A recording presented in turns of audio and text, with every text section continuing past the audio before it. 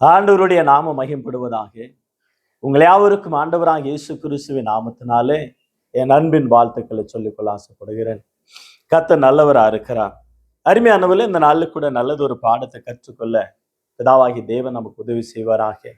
அருமையானவர்களே, மே மாதம் என்றாலே நமக்கு நினைவில் வருகிறது மதர்ஸ் டே, அன்னையார்கள் தினம். நல்வாழ்த்துக்கள். கிரீட்டிங் இன் த மதர்ஸ் டே. அற்புதமாக அன்னையார்கள் தினம் நல்வாழ்த்துக்கள். தாய்மார்கள் அனைவருக்கும் இயேசுவின் நாமத்தினால நான் வாழ்த்துகிறேன். அருமையானவர்களே, உலகம் முழுவதுமாக மதர்ஸ் டே கொண்டாடுகிறார்கள். அன்னையார்கள் தினம், அன்னையார்கள் நாள் நல்வாழ்த்துக்கள் சொல்லிக் கொள்ளுகிற உலகம் முழுவதும் மதர்ஸ் டே. அவர்கள் தங்களுடைய தாய் புகைப்படங்கள் எடுத்து, என்னை பெற்றெடுத்த தாய், என்னை உருவாக்கின தாய், தாயினுடைய ஆசீர்வாதம், தாய்க்கு கேக்கு ஊட்டுற மாதிரியும், ட்ரெஸ் போடுற மாதிரியும், அவங்களுக்கு கிஃப்ட் கொடுக்குற மாதிரியும், அவங்களுக்கு முத்தம் தருகிற மாதிரியாக அவர்களை கட்டி அணைத்து அன்பாக இருக்கிற புகைப்படங்களில், ஊடகங்களில், வாட்ஸ்அப், இன்ஸ்டாகிராம், ஃபேஸ்புக், யூடியூப்பில் நிறைய ஊடகங்களில் அப்லோடு பண்ணி தங்களுடைய அன்பையும் பாசத்தையும் நற்கருணையும் வெளிப்படுத்துகிற உலகத்தில் டிஜிட்டல் இந்தியா என்ற அளவில் நாம் வாழ்ந்து கொண்டு இருக்கிறோம். அது ரீல்ஸா என்ற அளவில் கேள்வியாக கவனிக்கக்கூடிய, யோசிக்கக்கூடிய, சிந்திக்கக்கூடிய காலகட்டத்தில் நாம் வாழ்ந்து கொண்டிருக்கிறோம். அருமையானவர்களே, இந்த உலகத்தில் பெண்கள் என்றாலே ரொம்ப அழகானவர்கள், அருமையானவர்கள், அற்புதமானவர்கள், தேவனுடைய சிருஷ்டிப்பில் ஆச்சரியமானது. பெண்கள் இந்தியாவின் கண்கள். எனவே பெண்கள் இல்லாம துறைகள் இல்லை, பெண்கள் இல்லாம இடங்கள் இல்லை, பெண்களுக்கு தெரியாத வேலைகளும் இல்லை. சமுதாயத்தில் வீட்டு வேலையானாலும் ஹோம் மினிஸ்டர், அவங்க உண்மையாலுமே வீட்டில் இருக்கக்கூடிய ஹோம் மினிஸ்டர், சமுதாயத்தில் இருக்கக்கூடிய ஹோம் மினிஸ்டர் பெண்கள். அற்புதமாக இந்த பூமியில எல்லா இடங்களிலும், எல்லா துறைகளிலும் அவர்கள் இல்லாம இடமே இல்லை. அது வீடானாலும், காடானாலும், நாடு ஆனாலும், மேல பறக்கின்ற விமானமானாலும், கடலுக்குள்ள செல்லுகிற கப்பலானாலும், நீர்மூழ்கி கப்பலானாலும், அவர்கள் கம்ப்யூட்டர் வேலையானாலும், அடுப்பங்கார வேலையானாலும், சயின்ஸ் காரியங்களானாலும், விஞ்ஞானம் காரியங்களானாலும், கூலி வேலை செய்கிற, ரோட்டு வேலை செய்கிற வேலையானாலும், பெண்கள் இல்லாம சமுதாயம் இல்லை என்பது குறித்து நமக்கு நன்றாக தெரியும். ஆகவே தாயினுடைய வேர்வை, தாயினுடைய ரத்தம், தாயினுடைய சரீரத்தினுடைய கஷ்டம் அறிந்தவர்கள், புரிந்தவர்கள் தாய்க்கு நன்றி சொல்லாம இருக்க மாட்டார்கள். தாய்க்கு வாழ்த்துதல் சொல்லாம இருக்க மாட்டார்கள். தாய்மார்களுக்கு நன்மை செய்யாமல் இருக்க மாட்டார்கள். எந்த பிள்ளையானாலும், எந்த மனிதனானாலும், எந்த சமுதாயமானாலும். ஆகையினாலதான் இன்னைக்கு சமுதாயத்துல அரசியல்வாதிகளுக்கு கூட தாய்மார்களுக்கு ஊக்கத்தொகை, தாய்மடி தொகை, இப்படி தாய்க்கு வேண்டிய முதியோர் பென்ஷன், முதியோருடைய தொகை, உதவி, இப்படி முதியோர்களுக்கு தாய்மார், அந்த தாயாக, அந்த பெண்ணானவள் ஒரு தாயாக, ஒரு பாட்டி சாணத்துல முதியோர் அவர்களுடைய உதவி தொகை அந்த வயதான பிற்பாடு உதவி செய்கிற பார்க்கிற காரணம் என்னவென்றால், வயதான பிற்பாடு மறந்து போகிற, கைவிடப்படுகிற, தொருத்தி விடுகிற, தள்ளி விடுகிற சமுதாயத்தில் வாழ்ந்து கொண்டு இருக்கிற தாய்மார்களுக்கு அரசாங்கம் உதவி செய்கிறது. அதோட தேவனுடைய அன்பினாலே சில நேரங்களில் தாயை அணைத்து இரக்கம் பாராட்டி உதவி செய்கிற பிள்ளைகளுக்கும் சலி. ஆகவே தாயை குறித்ததான எத்தனையோ பாடல்கள், கவிதைகள், கட்டுரைகள் பலவிதமாக காணப்படுகிறத நான் பார்க்கிறேன். நீங்கள் படித்திருப்பீர்கள். எத்தனை பெரிய பெரிய அறிவாளிகள், மகான்கள், ஞானிகள், சாதனை படித்தவர்கள், சாதனையாளர்கள், அவர்களுக்கெல்லாம் முன்னும் பின்னதாக அவங்களுடைய தாயை விளங்கினதை அவர்கள் வாயார சொல்லி போனதை பார்க்க. வாழ்வதும் பின்னாலே, மனிதன் சாவதும் பின்னாலே. எனவே ஒரு முதுகெலும்பாக,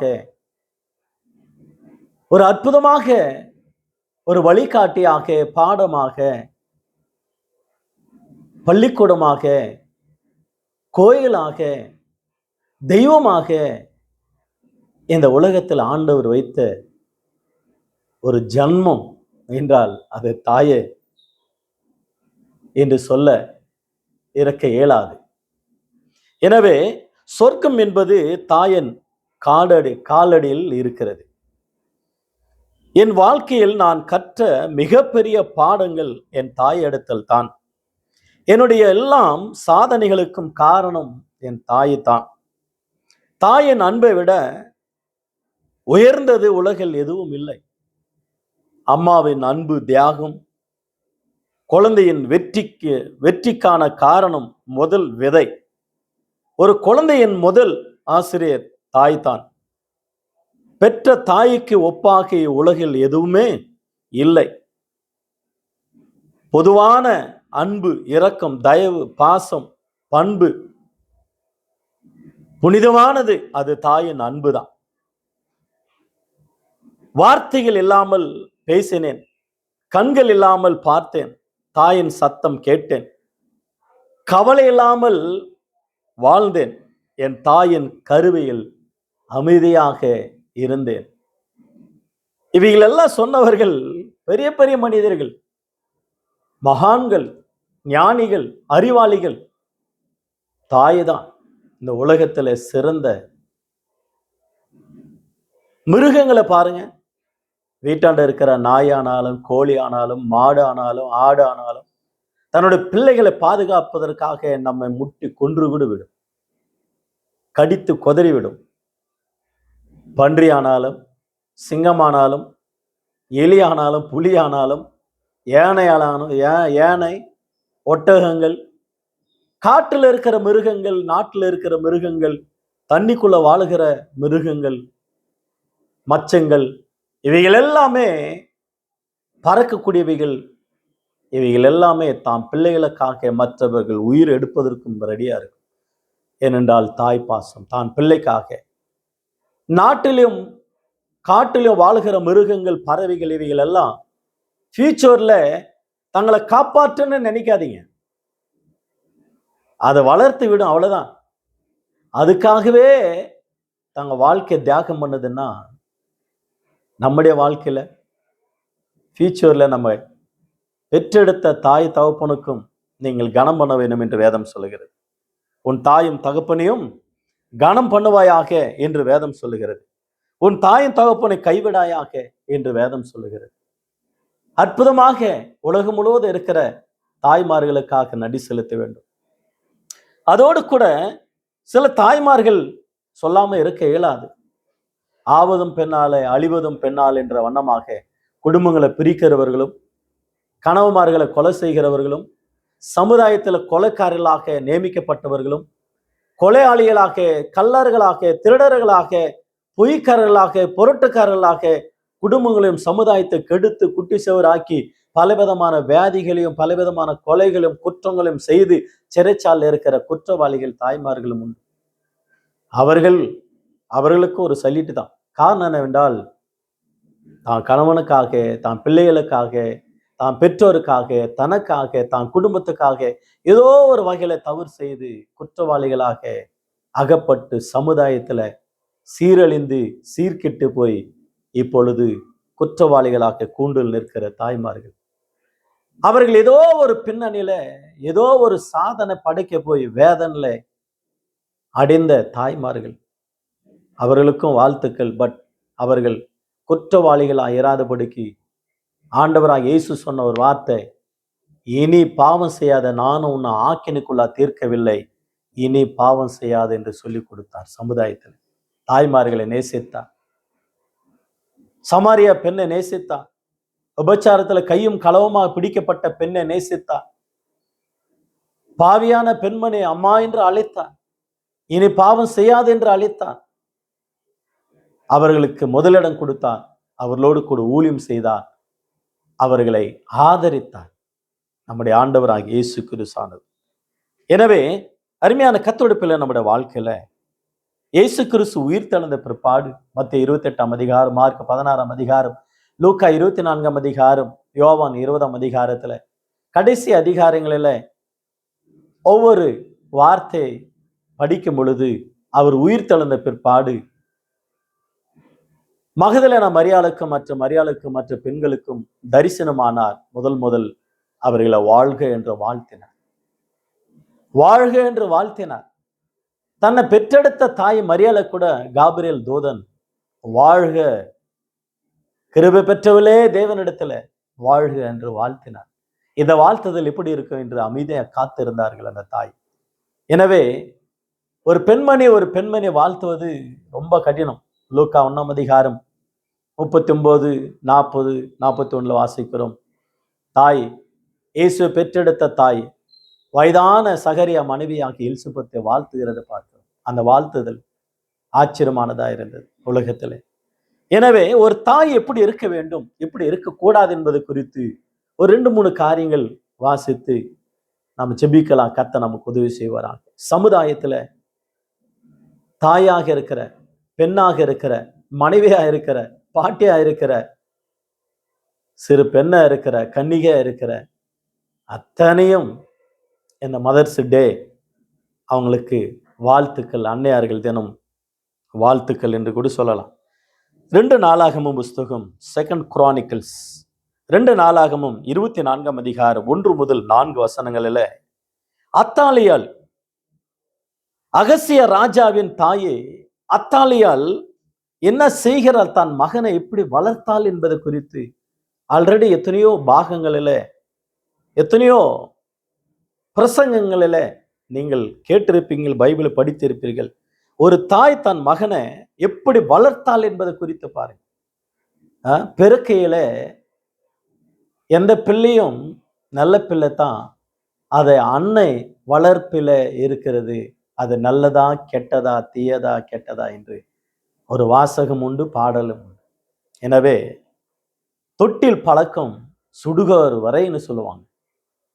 5ல் வளையாதது 50ல் வளையாதுன்னு சொல்லுவாங்க. இந்த தாய் தன் பிள்ளையை இப்படி வளர்த்தாள் என்பதை குறித்து 2 நாளாகமும் 22ஆம் அதிகாரம் 2 Chronicles chapter 22 verse 1 to 4 நான் 3-4 ஆகிய வசனங்களை வாசிக்கிறேன், கவனிங்க. அவனும் ஆகாப்பு குடும்பத்தாரின் வழியில நடந்தான். துன்மார்க்கமா நடக்க அவனுடைய தாய் அவனுக்கு ஆலோசனைக்காரியா இருந்தாள். இவ்வளோ கேடான காரியங்களை பாருங்க. அவர்கள் கேடாக நடக்கத்தக்கதாக அவனுடைய ஆலோசனைக்காரராக இருந்தார்களாம், அவனை சுற்றிலும் இருந்தவர்கள் கூட.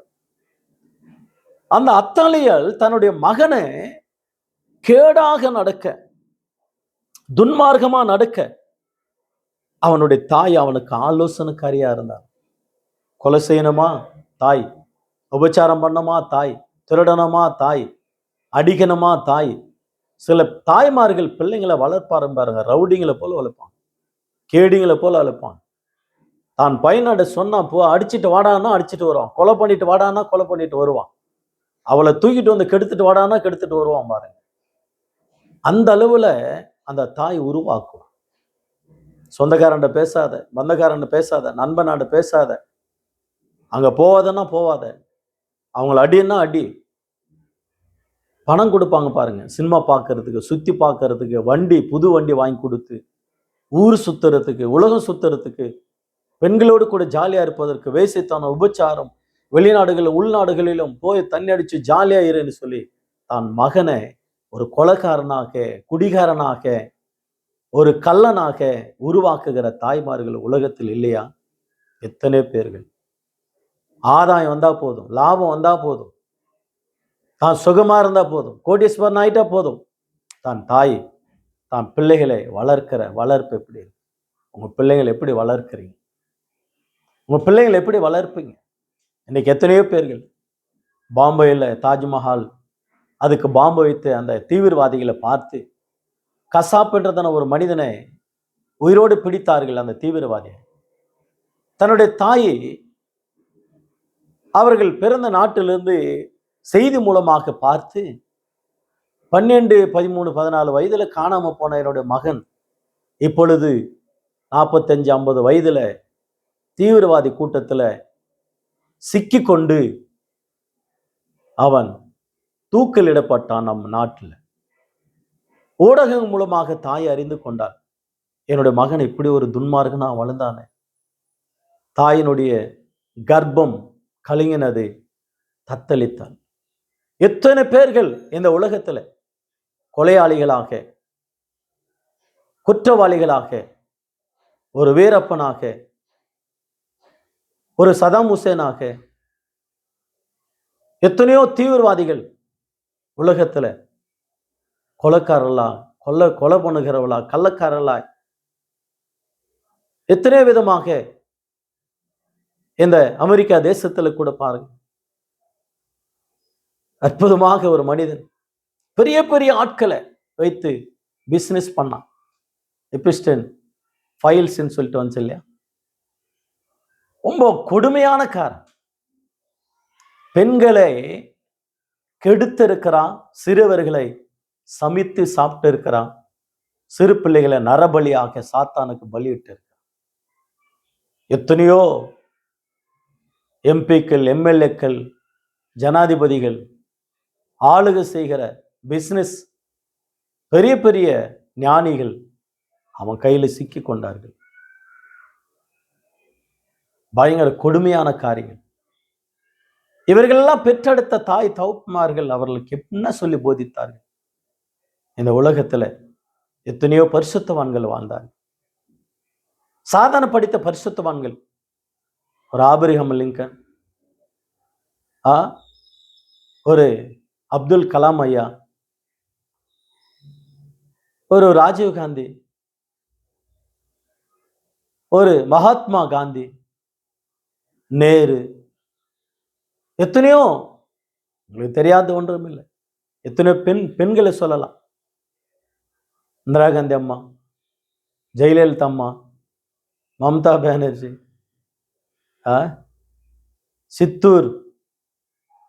சித்தூர் ராணி, இப்படி எத்தனையோ பெண்களை நம்முடைய பாட புத்தகத்தில் கூட படிக்க முடியும். அரசியல்வாதி ஆனாலும் அல்லது அறிவில் துறைமுகங்கள் ஆனாலும் அல்லது சமுதாயத்தில் சேவை செய்கிற தாய்மார்கள், ஒரு அண்ணா தெரசா, அன்னை தெரசா தாய், கல்யாணம் ஆகவில்லை, பிள்ளை பெறவில்லை, ஆனால் மதர் தெரசா. எனவே உலகத்தில் எத்தனையோ தாய்மார்களை சொல்லிக்கொண்டே போலாம். ஆனா நம்ம வீட்டில் இருக்கிற தாய், நம்ம வீட்டில் இருக்கிற பாட்டி, நம்ம வீட்டில் இருக்கிற தாய், நம்ம வீட்டில் இருக்கிற மனைவி, நம்ம வீட்டில் இருக்கிற பிள்ளைங்க, தாய் சாணத்தில் வாழ்ந்து கொண்டு இருக்கிற, வாழ்க்கை நடித்து கொண்டு இருக்கிற நீங்க உங்க பிள்ளைங்களை எப்படி வளர்க்குறீங்க? உங்க பிள்ளைகளுக்காக நீங்க என்ன தியாகம் செய்கிறீங்க? உங்க பிள்ளைகளை பைபிள் படிக்க வைங்க, சபைக்கு போக வைங்க, ஆண்டவர் ஆராதிங்க வைங்க, கர்த்தருக்கு பயந்து நடக்க போதீங்க, சமுதாயத்தில் நன்மை செய்யணும் போதீங்க, சமுதாயத்தில் சீர்கெட்டவனாக அல்ல, சீர் பொருந்தினவனாக, சீர்திருத்தவாதியாக, சமுதாயத்தை நல்வழிப்படுத்துகிறவனாக நீங்கள் உருவாக்க வேண்டும். ஒரு ஞானியாக, அறிவாளியாக, சமுதாயத்துல பணி செய்கிறவனாக, சமுதாயத்துல நன்மை செய்கிறவனாக உருவாக்குகிற தாயாக நீங்க மாற வேண்டும். அத்தாலியால் தன் மகனை துன்மார்க்கமாக நடக்க கற்றுக் கொடுத்தாலாம். மத்தேயு எழுதின சுவிசேஷம் 14ஆம் அதிகாரத்துல இந்த இடத்துல ஒரு தாயை வாசிக்கிறோம். அது தாயா பேயா என்பதை குறித்து நீங்களே அறிந்து கொள்ளலாம். மத்திய எழுதின சுவிசேஷம் 14ஆம் அதிகாரம் 1 முதல் 11 வசனங்களில் வாசிக்கிறோம். ஏரோது ராஜாவின் சகோதரன் மனைவி ஏரோதியாள், அந்த அம்மா பேரும் ஏரோதியாள். ஏரோது ராஜாவுக்குடைய ஜன்ம நாள் வந்தது, பிறந்த நாள் கொண்டாடுகிறார், பர்த்டே. எல்லா மந்திரமார்கள் வந்திருக்கிறார்கள், எல்லா ஜனங்களும் வந்திருக்கிறார்கள். ஆடல் பாடல் விருந்து எல்லாம் சந்தோஷமாயிற்று. அப்பொழுது தன்னுடைய சகோதரனுடைய மனைவி ஏரோதியாள், தன்னுடைய சொந்த சகோதரனுடைய மனைவி ஏரோதியாள், அவளுக்கு பிறந்த மகள் வந்து டான்ஸ் போட்டான், நடனம் ஆடினாள், ராஜாவை சந்தோஷப்படுத்தினாள். ராஜா கூப்பிட்டாரு, உனக்கு என்ன வேணும், என்ன கிஃப்ட்? அவர் நினைக்காத ஒரு கிஃப்டை கேட்டார். தாயாண்டு ஓடினா, தாயாண்டு கேட்டா. ராஜா கேட்கிறார், ராஜ்யத்துல பாதியானவள் உனக்கு தாரன்றாரு, நான் என்ன கிஃப்ட் கேட்கறது? எந்த கிஃப்டும் கேட்காத, ஒரே கிஃப்ட், சிறைச்சாலையில அடித்து வைத்திருக்கிற யோவான்சனுடைய தலையை ஒரு தட்டுல கொடுக்க சொல்லு. வந்தால் அம்மா ஆலோசனை பிரகாரம் ராஜாவிட வந்தால் யோவான்சனுடைய தலையை ஒரு தட்டுல கொடு. ஏரோது துக்கப்பட்டான். அங்க இருக்கிறவள் நிமித்தமாக, ஆணையிட்டது நிமித்தமாக அந்த சேவகர்களை அழைத்து அவன் தலையை கொண்டு வாங்கன்னு சொல்லி கொண்டு வந்தாங்க.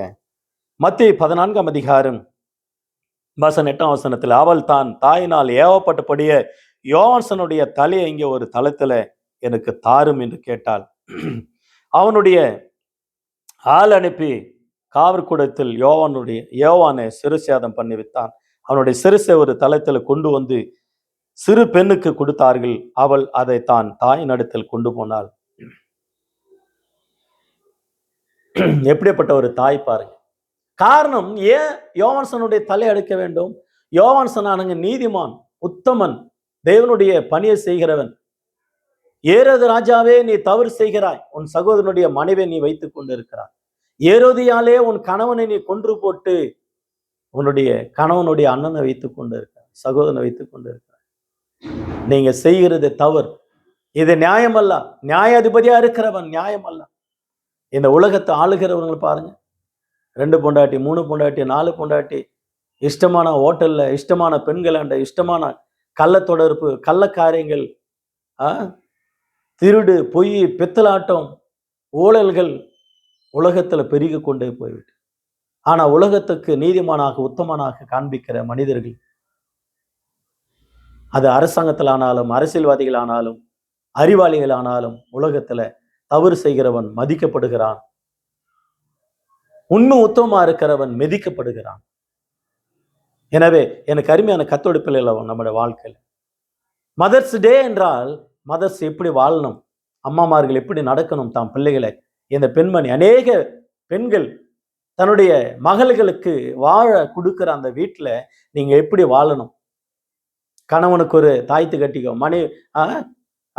மாமியாருக்கு ஒரு தாய்த்து கட்டிக்கோ, மாமனாருக்கு ஒரு தாய்த்து கட்டிக்கோ, வீட்டில் ஒரு தகுடு செஞ்சு வச்சுக்கோ, எல்லாரும் கீழ்ப்படியணும் உனக்கு, அந்த சொத்துக்கெல்லாம் சொந்தக்காரி நீ, அந்த வீட்டில் திருடி எங்க வீட்டில் கொடுக்கணும் என்று சொல்லி அனுப்புகிற தாய்மார்கள் பிள்ளைங்களை வாழ வைக்காம வாழ விட்டு ஆக்குகிற ஆட்களும் இன்னைக்கு உலகத்தில் உண்டு. விட்டுட்டு போனா பரவாயில்ல, அதை வளர்த்துக்கலாம். ஆனா விடாத வீட்டுகளில் வாழ விடாது இருக்கிற தாய்மார்கள் இருக்கிறார்கள். கணவனாடு திருட சொல்லி, வீட்டில் திருட சொல்லி, பொய் சொல்லி, இப்படி மந்திரம் தந்திரம் வைத்து குடும்பங்களை கெடுக்கிற தாயா இருக்கிறாயா? அநேக தலை எடுக்கிற தாயா இருக்கிறாயா?